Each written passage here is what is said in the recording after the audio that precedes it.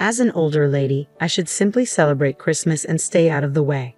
However, it seems that after being invited to spend Christmas vacation together, Margaret has been kicked out of the house. First things first, I need to tell Jeffrey about Margaret's true nature.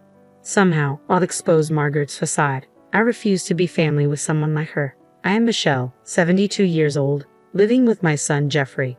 Jeffrey is nearing 40, still single, and my husband passed away 3 years ago. Jeffrey used to live alone, but moved back home when he changed jobs as it was closer to his workplace. Our current house might look new at a glance, but it was actually remodeled a while ago from a nearly broken down place due to years of deterioration and poor fittings. As a result, the remodeled house has become comfortable and clean. From his perspective, my husband seemed like a family-loving man who decided to remodel for our comfort. But in reality, he was a source of long-term trouble. He was traditional and stubborn outside but free-spirited at home, imposing his rules and berating me if I deviated slightly from what he wanted. His favorite phrase was, "Who do you think provides the food here?" However, he was often out playing poker, horse racing, and visiting casinos, leaving us barely enough to live on. Still, he acted arrogantly in front of me and Jeffrey, canceling family outings for poker or missing school events. I could have divorced him and raised Jeffrey alone, but I refused to be defeated and stayed until the end. Jeffrey, too, endured silently in front of his father, never showing tears. When my husband passed away from illness, he left us with a small inheritance, this remodeled house, and most importantly, my dear Jeffrey. For me, having my beloved son means I'm not lonely. Unlike his father, Jeffrey has always been kind, selflessly caring, and unable to ignore someone in trouble. But he's also self-sacrificing, hesitant to express his opinions, and tends to be swayed by others. I worry his excessive kindness might lead him into trouble someday. His current workplace has a good environment but is mostly male-dominated, with little talk about women. Now that my husband is gone, I'd be alone if Jeffrey marries. Though it would be lonely, I hoped he would meet a wonderful woman and start a family.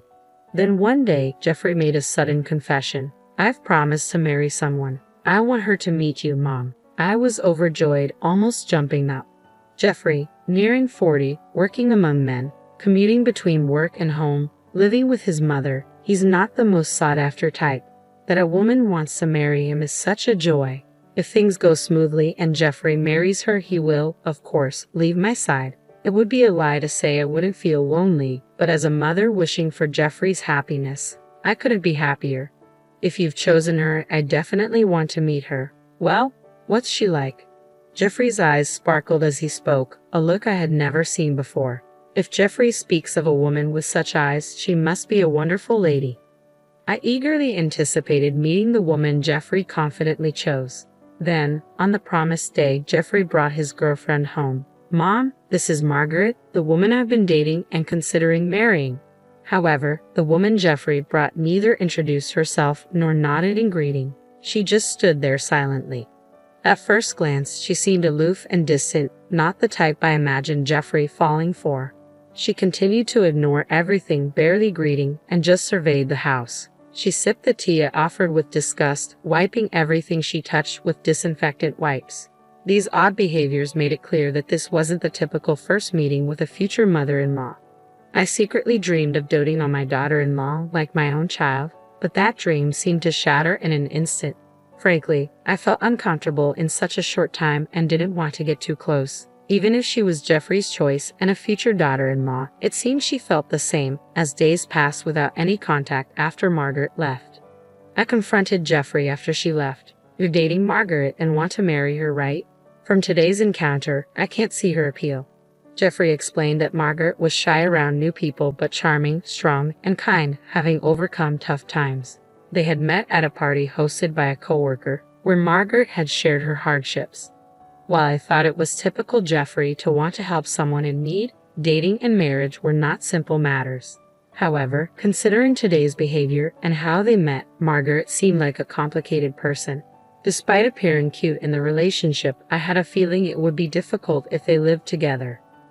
Then, one day, Jeffrey announced he was moving out, probably because of Margaret. Watching Jeffrey with mixed feelings, he murmured quietly, "I didn't expect Margaret to go ahead with it at this time." Apparently, they had discussed deciding on a date and making the commitment as a couple. But Margaret had gone ahead and submitted the marriage application alone just before noon that day. It seemed unreal, but Margaret couldn't wait and had bound them as a couple without Jeffrey's knowledge. Considering the first impression, Jeffrey's stories, and this unilateral action, it raised concerns. I felt nothing but anxiety. Are you sure? Okay, it's fine, I reassured myself. Margaret is a kind woman. Then, I received a message from Margaret. She wanted Jeffrey to choose his wedding gift from several options she had sent. When I checked the items, they were all worth several $1,000s. Even for my son's wedding, that's not an amount I could easily afford. Margaret's actions showing such rudeness upon submitting a marriage application without Jeffrey's knowledge to become a couple, and then demanding ultra-expensive home appliances were simply too audacious. It was surprising that Jeffrey chose someone like her as a life partner. But to celebrate his new beginning, I decided to give them a state-of-the-art high-performance air conditioner. Margaret will love this air conditioner, so I guess this will be my wedding gift to you too, I told Jeffrey. All right, Mom, thank you. I appreciate you listening to Margaret's request, Jeffrey responded. It wasn't cheap for me either, but I splurged for the sake of Jeffrey and his beloved new life. Even after installing the air conditioner Margaret wanted, I received neither thanks nor any contact from her. Is this how people are nowadays? Time passed without any particular communication from Jeffrey or Margaret. They were living in an apartment in the next town, less than an hour's drive from my house, but I heard nothing from them. It's not too far for a visit, but they must be busy with work in their newlywed life, I thought, so I refrained from contacting them. However, a situation arose where I had to reach out. My brother Jeffrey's uncle had passed away. He was an uncle to Jeffrey too, who had loved him when he was a little boy, although he was in contact with him less frequently now. Jeffrey was fond of him as a child and wanted him to attend the funeral, even if he couldn't make it to the wake. Having not spoken for a while, I wanted to hear his voice and called, but no matter how many times. I called Jeff's mobile, but it wouldn't connect. Even worse, when I tried the next day, I got a message saying the call couldn't be connected. It seemed like I was blocked. The kind Jeffrey who always stayed in touch over small matters, blocking me? Hard to believe. But with no way to contact him and the funeral not waiting, it proceeded without the Jeffrey couple. Half a year later, Margaret suddenly contacted me. Michelle might be lonely this summer, and Jeffrey has a middle school reunion around the end of the year, so he wants to let loose. Can we spend Christmas vacation at your place? She brought up spending Christmas at my house without mentioning the wedding gift or the blocked calls during the funeral. To her, maybe those incidents weren't a big deal. It seemed Margaret didn't even consider the possibility of me refusing. Despite my reservations about spending time under the same roof as Margaret, I agreed, hoping to see Jeffrey after so long. Sure, that's fine. I look forward to seeing you both. It's been a while. Then, at Christmas, they visited my house. There was a slight discomfort with them around. They were always together, not in a lovey-dovey or happy way, just together. Margaret followed Jeffrey even to the bathroom or when he needed to fetch something. At first, I thought she had business in the same direction, but it seemed not. It might sound harsh, but Margaret's gaze and movements suggested she was monitoring Jeffrey, ensuring he didn't do anything unusual. I was shocked when I caught a glimpse of Jeffrey's face as I stood up to serve tea. Jeffrey was looking down, avoiding eye contact with Margaret. I struggled to understand why they were in such a situation, but the reason for their behavior would become clear later in the evening. Jeffrey left for his middle school reunion, feeling awkward. Alone with Margaret, I stood up to clean as usual. I started vacuuming, but suddenly the vacuum cleaner stopped. It was working fine yesterday. At that moment, with a loud bang and a strong impact, I found myself knocked over into the garden along with the vacuum cleaner. Luckily, I was wearing thick socks, but with the snow outside, I freeze if I stayed there. Who would do this? A suspicious person? A burglar? As I tried to get up, I saw it was Margaret who had thrown out the vacuum cleaner and me. Older lady, celebrating Christmas out here suits you, Margaret said. What? Wait, Margaret, do you realize what you're doing? I exclaimed. Shut up, older lady. I'm looking forward to the times while he's gone. It'll be a great night without you in the way. Sit. Don't interfere, she snapped. Saying that, Margaret started making a phone call to someone, apparently a man, judging by the name she called. Her flirting voice and the way she spoke suggested she was planning to meet a lover in this house. Indeed, the house was newly remodeled and minimalistic, thanks to me. But who would think to use their mother-in-law's house, where their husband grew up, to cheat? Margaret, it seemed, was the type to kick out her mother-in-law and bring her lover over, taking advantage of Jeffy's absence. I found myself in the snowy yard, kicked out and left to fend for myself. But I had a plan. Donning an old pair of shoes and a jacket from the shed, I decided to fight back. Firstly, I doubted Jeffrey knew about the affair. Even Jeffrey, who is kindness personified, would surely react if he knew his beloved wife was cheating on him. I needed to contact Jeffrey immediately and have him witness the affair about to happen in this house. But since my calls were blocked on Jeffy's mobile, I needed a different approach. That's when I thought of Jeffy's childhood friend. They had been close through college and often dined together even after graduating. The friend ran a deli inherited from their parents in the local shopping district. I headed there desperately hoping for some information. At the deli, I found his parents, who said he might be at a reunion at a pub in the same shopping district. I rushed to the pub, hoping to catch Jeffrey. Luckily, I spotted Jeffrey running from a convenience store. Good timing. Margaret kicked me out of the house. She's planning to spend time with some man there. I heard her talking on the phone. Do you know anything about this? I asked. Margaret cheating? No way, Jeffrey exclaimed. He immediately left the reunion and headed to my house. I wanted to go too, but he said it was too dangerous since we didn't know who the man was and asked me to stay away. I hid in a nearby business hotel, leaving the matter between Jeffrey and his wife to him. The next day when I returned home, I found Margaret beaten up in the garden, naked. Older lady, don't you care to help your daughter-in-law? I can't even get into the house. How did you raise your son? She snapped. I couldn't believe the gentle Jeffrey would beat his wife to such an extent and leave her in the garden. Entering the house, I found Jeffrey drinking coffee. Margaret is naked in the garden. What happened? I asked. I don't know. She was arguing with a lover last night, so maybe that's it. She's going to be nothing to me now, so it's not my business, Jeffrey replied indifferently. While I took refuge in the business hotel, Jeffrey had confronted Margaret and her lover at the scene of their affair. Thinking it might serve as evidence, he took photos of the lover's face and even recorded the encounter. I was impressed by his calmness in such a bizarre situation. From the recording, it seemed the lover, not expecting Jeffrey's return, lashed out at Margaret in anger. The recording also captured the lover stripping Margaret of her expensive-looking branded clothes, apparently intending to sell them. After the lover left, it was Jeffrey who stopped Margaret from re-entering the house. I think you understand from the recording. Margaret isn't repentant. She married me for money and convenience, and she keeps saying her lover is her #1 priority. I have to step out for a bit, so I'll leave Margaret's matter to you, Mom, Jeffrey explained. Leave it to me, I replied. What do you mean? I didn't want such a person in my house, so I didn't let her in. If Mom wants to let her in, I won't stop you, Jeffrey said before leaving. As far as I was concerned, my daughter-in-law had been awful to me, and now she had gotten her just desserts. I felt no obligation to help her for no reason and decided to leave her as she was. Although Jeffrey's photos and recording gave me a good idea of the situation, I decided to check the security camera footage for a clearer picture. I was thankful I had installed the cameras after hearing about a burglary at a relative's house. Neither Margaret nor her lover seemed to realize their actions were being recorded in someone else's house, causing trouble. While examining the footage and photos, I noticed something familiar about the lover's unusual hat. As I was pondering this, the noise outside caught my attention, accompanied by the doorbell. When I opened the door, there was a police officer. It turned out Margaret had played the victim to the neighbors, leading to a report of an injured naked woman in the garden. Sorry for the disturbance, officer. Margaret got involved in some trouble, but neither Jeffrey nor I saw her get injured. We have security cameras so we can explain what kind of trouble it was, I explained. I shared the events of the previous night along with the evidence from the cameras and photos.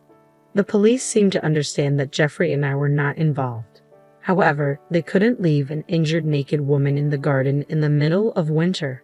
Margaret was taken away in a police car. Suddenly, I remembered who the man in Jeffrey's photos of the lover was.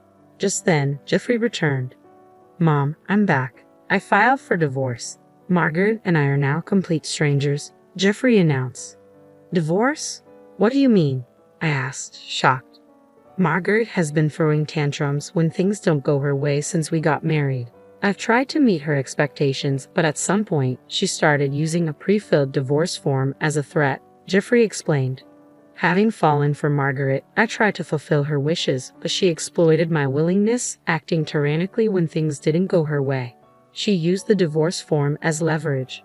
Hearing this, I was at a loss for words. But then I remembered something and shared it with Jeffrey, who suddenly stood up with an idea. We headed to the police station where Margaret was being temporarily held. I waited for you, Jeffrey. I knew you'd come. You're my dear husband, not heartless enough to ignore your wife in this state, Margaret said. What are you saying? We're strangers now. I just came to tell you something with Mom, Jeffrey responded. Huh? What do you mean, a bad joke? I understand this older lady coming to apologize, but strangers. Margaret must have thought Jeffrey was coming to rescue his beloved wife and expected me to apologize for leaving her in the garden. I submitted the divorce papers with your section filled out, Margaret. We're no longer a couple, I interjected. What? What are you doing, Jeffrey? Remember when you submitted the marriage application without permission? It's too convenient that it's okay when you do it to others, but not when it's done to you, right? Jeffrey argued. Margaret was speechless at Jeffrey's logical argument, but I had to say something too. The man you brought home, he's a business owner, right? I asked. Yes, he's a young, talented owner of a beauty salon. He proposed with a bouquet of roses last week, saying he'd make me a CEO's wife, Margaret replied confidently. That man's actually an unemployed freeloader who caused trouble at a restaurant, leading to his unemployment. I often browsed social media and reluctantly saw a story about someone causing a scene in a restaurant. I thought I had seen him somewhere before, but he was in the vortex of a topic that had recently come under fire by many people. I read that this guy was repeatedly getting in trouble for drinking straight from a pitcher of water, putting Tabasco in it, and other such nuisances, I revealed. Margaret's confidence shattered as the truth unfolded before her eyes. I read that he was recently fired from his part-time job. That's a lie. His profile had a long list of accomplishments. He wouldn't do such things. Well, regardless, my house has a lot of damage from his tantrum. I could file a report for the nuisance, I stated. Margaret, convinced she had become CEO's wife, was in for more shocks. In order to push Margaret to the edge, we decided to fold in even more. Also, one of your company's executives is a longtime friend of mine. What you told my workplace about the affair, I didn't reveal the affair. I just discussed your relationship history with Jeffrey. Any problem with that? It's better not to do things you'd be embarrassed to be seen doing, I explained. Shocked by the cascade of revelations, Margaret turned pale. Leaving her behind, I exited the police station. Later, Margaret's mistreatment of me and her affair led to her divorce becoming public at her workplace. She was a long-time employee due to a promotion, but her actions caused her to lose that opportunity. Her terrible behavior led to her being transferred to another region where everyone knew about her, resulting in her worst ending due to her infidelity. Why is everyone avoiding me? I was just in a pure romance with the talented CEO. Are they jealous of me, who could have been a CEO's wife? Margaret exclaimed. Tell a friend of yours on the board to stop the stupid workplace bullying. You think you're being ostracized and bullied just because you're out of place after being transferred? That's a naive way of thinking. There's nothing I can do about it, sorry, I responded. Eventually, Margaret had nowhere to belong at work and ended up resigning. Worse, she became homeless. How can you leave me, your ex-daughter-in-law, without a home in the winter? Isn't it heartless to have a woman shiver outside? Margaret accused. What are you saying? Who kicked Mom out into the snow-covered garden? You're only thinking of yourself. Your words and actions don't match, Jeffrey retorted. The apartment where Jeffrey and Margaret lived was company housing for married employees, so Margaret was evicted due to the divorce.